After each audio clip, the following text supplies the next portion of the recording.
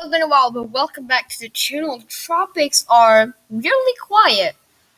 Pretty interesting. I really thought we were going to be getting another system in the next couple of weeks, but it's pretty quiet.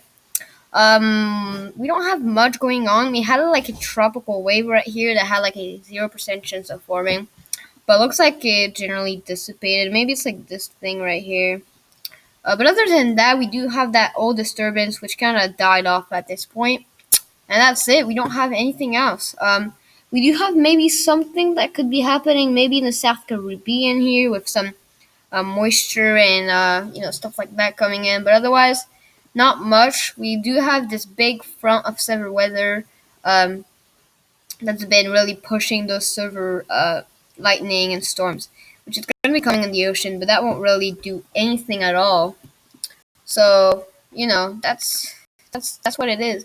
In terms of currencies, we do have Invest 98W in the Philippines, I think, and we have Invest 94B, the Indian Ocean. So I'll talk about that later with this invest, but it's over the Philippines right now, and it's expected to make not even a tropical storm landfall. So nothing much going on there.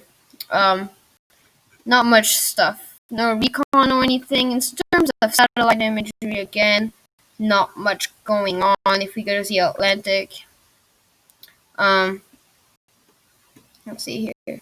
So if we go to the Atlantic, again, we do have that kind of tropical wave that I was talking about right here. And then earlier in the day, we had kind of some convection blowing up in the Caribbean, but that just died down at this point. And then we have some storm coming off of Africa, but that won't really form into anything. So it's oddly quiet right now, believe it or not. A little bit more quiet than usual. See, that's a big spread of storm. But I do want to see and look what we could be getting in the next couple of weeks or even days. So we do have some potential subtropical storm, but that's way up north.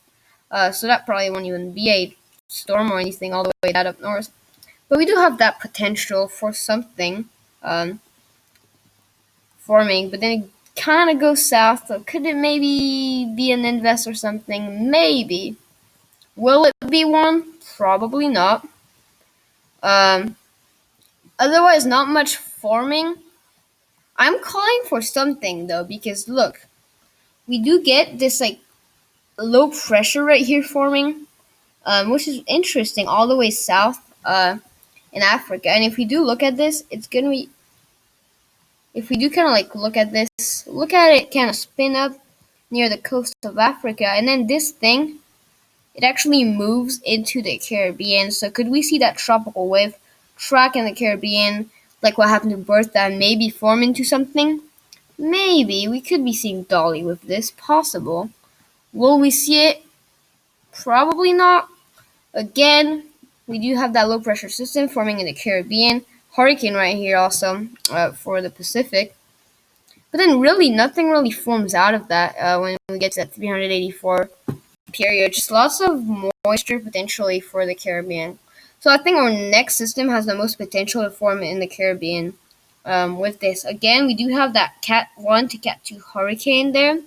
Interestingly enough, right here, two hurricanes actually. GFS is showing two spin-ups in the Eastern Pacific. So we'll have to see if that does really develop into anything. But right now, it's oddly or not, I guess quiet. What else have we got going on? Not much. We do have that low pressure system that could come off the shore, which is a little bit interesting. This is pretty much like band that's going to be coming off, and it really broad low showing on a few model. Okay, so we could maybe see some broad area of low pressure forming, potentially. In terms of like shear tendency, it's dropping throughout the main area. Right now, that tropical wave really died out because of where it was right here, but it's dropping overall throughout the Gulf of Mexico into the Caribbean. This entire area is dropping in wind shear overall, so that's good. It's all well. That's good for the storm. It's also dropping throughout the East Coast. So we could see some potential development with this if the storm does actually get in those areas. In terms of the actual shear map, because it is dropping, but that doesn't mean anything. So